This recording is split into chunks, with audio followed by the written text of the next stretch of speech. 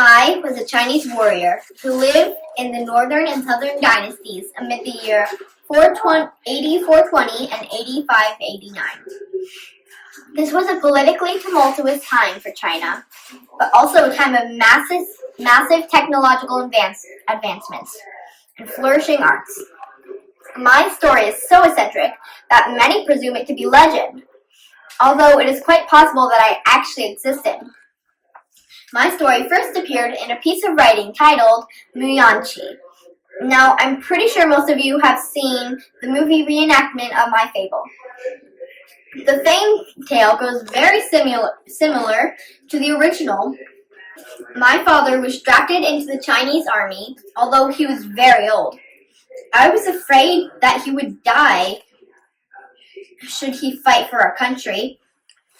I disguised myself as a soldier and departed to fight in his place without anybody knowing. Now, in those days, disguising a woman as a man was an offense punishable by execution. I had to be very careful, and it wasn't easy. Despite my femininity, I was able to fight and win many battles for my country.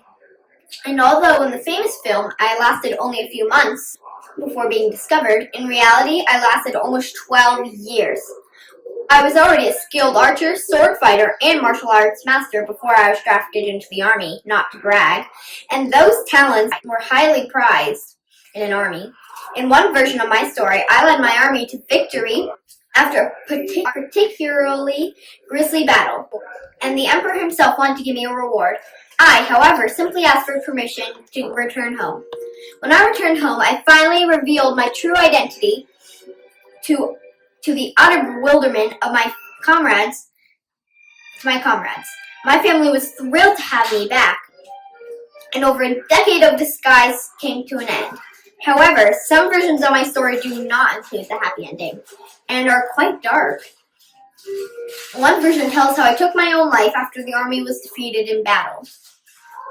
But an even darker and more detailed story tells of this.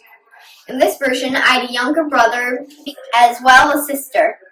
It had the same beginning.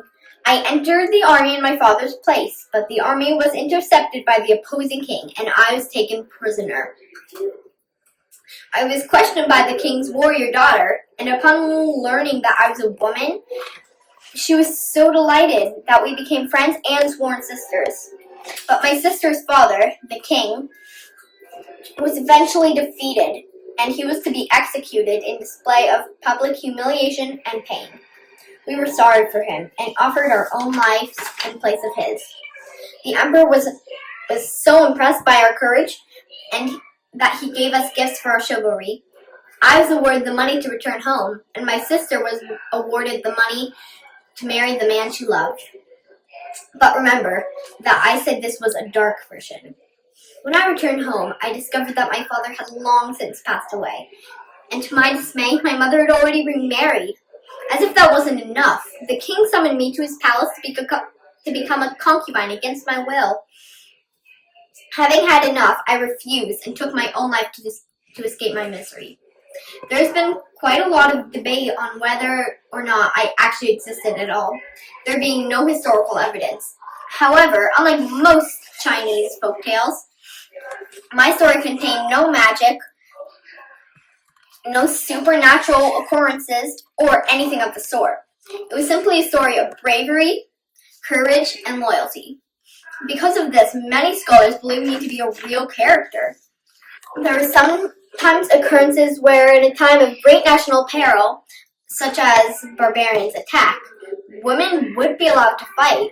One true story told of a princess who fought and won against a foreign invasion.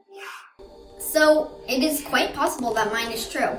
My story has been told and retold for over 1,000 years. Who am I?